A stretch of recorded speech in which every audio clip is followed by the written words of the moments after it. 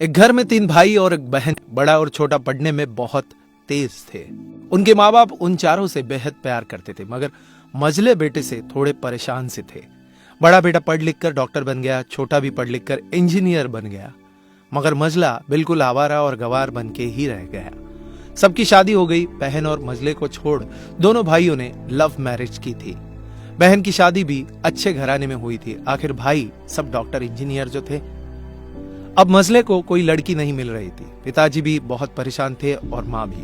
बहन जब भी मायके आती थी सबसे पहले छोटे भाई और बड़े भैया से मिलती थी, मगर मझले से कम ही मिलती थी, क्योंकि वह न तो कुछ दे सकता था न घर पे जल्दी मिल सकता था। वैसे वह दिहाड़ी मजदूरी करता था, पढ़ नहीं सका था तो यही काम था। मझले की शादी किए बिना पिताजी गुजर गए।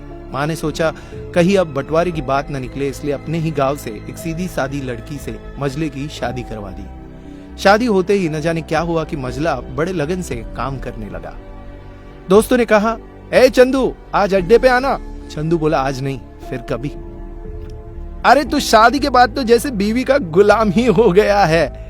अरे ऐसी बात नहीं है, कल मैं अकेला एक पेट था तो अपनी रोटी अपने हिस्से से कमा लेता था, लेकिन अभी बात कुछ अलग है, क्योंकि अब 2 पेट है, कल और होगा।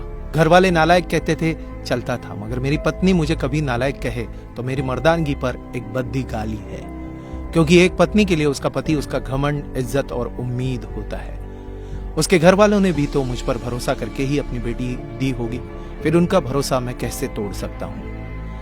कॉलेज में नौकरी की डिग्री मिलती है और ऐसे संस्कार माँ से मिलते हैं। इधर घर पे बड़ा और छोटा भाई और उनकी पत्नियां मिलकर आपस में फैसला करते हैं कि जायदाद का बंटवारा हो जाए, क्योंकि हम दोनों लाखों कमाते हैं मगर मझला ना के बराबर कमाता है। ऐसा नहीं होगा। माँ के लाख मना करने पर भी बंटवारे की तारीख तय होती है। बहन भी आ जाती है, मगर चंदू है कि काम पे निकलने के लिए बाहर आता है। उसके दोनों भाई उसको पकड़कर भीतर लाकर बोलते हैं कि आज तो रुक जा, बंटवारा कर ही लेते हैं।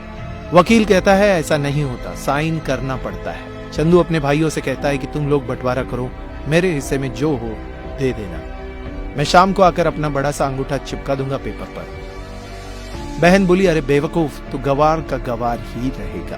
तेरी किस्मत अच्छी है कि तुझे अच्छे भाई और बहन मिले हैं। फिर माँ बोली, अरे चंदू आज रुक जा, बंटवारे में कुल 10 बीघा जमीन में से 2 भाई 5-5 रख लेते हैं और चंदू के लिए पुश्तैनी घर छोड़ देते हैं। तभी चंदू जोर से चिल्लाता है, अरे फिर हमारी चुटकी का हिस्सा कौन सा है? दोनों भाई हंसकर बोलते हैं, अरे मूर्ख, बंटवारा भाइयों में होता है, बहनों के हिस्से में सिर्फ उसका मायका ही है। चंदू कहता है, ओह, शायद पढ़ा लिखा न होने में ही मूर्खता है। ठीक है, आप दोनों ऐसा करो, मेरे हिस्से की वसीयत मेरे बहन छुटकी के नाम कर देना। दोनों भाई चकित होकर बोलते हैं, और तू? चंदू माँ की ओर देखकर मुस्कुराते हुए बोलता है, मेरे हिस्से में माँ है ना, उसको मैं संभाल लूंगा। फिर अपनी बीवी की ओर देखकर बोलता है मुस्कुरा के, क्यों चांदनी जी, क्या मैंने गलत कहा? चांदनी अपनी सास से लिपट कर कहती है, इससे बड़ी वसीयत क्या होगी मेरे लिए कि मुझे माँ जैसी सासू मिली और बाप जैसा ख्याल रखने वाला पति। बस यही शब्द थे जिन्होंने बंटवारे को सन्नाटे में बदल दिया। बहन दौड़कर अपने गवार भैया से गले लगते हुए रो रही थी, माफ कर दो भैया, मुझे क्यों नहीं समझ में आया कि आप इतने महान हो। चंदू अपनी बहन से कहता है, इस घर में तेरा उतना ही अधिकार है जितना हम सबका। माँ का चुनाव इसलिए किया ताकि तुम सबसे हमेशा जुड़ी रहो, क्योंकि यह वही कोख है जहां हमने 9 महीने गुजारे थे। माँ के साथ तुम्हारी यादों को मैं हमेशा देखना चाहता हूँ। दोनों भाई दौड़कर मझले से गले मिले और रो रो कर कहने लगे, आज सचमुच तू बड़ा हो गया है। सबकी पलकों में पानी ही पानी, सब एक साथ फिर से रहने लगते हैं।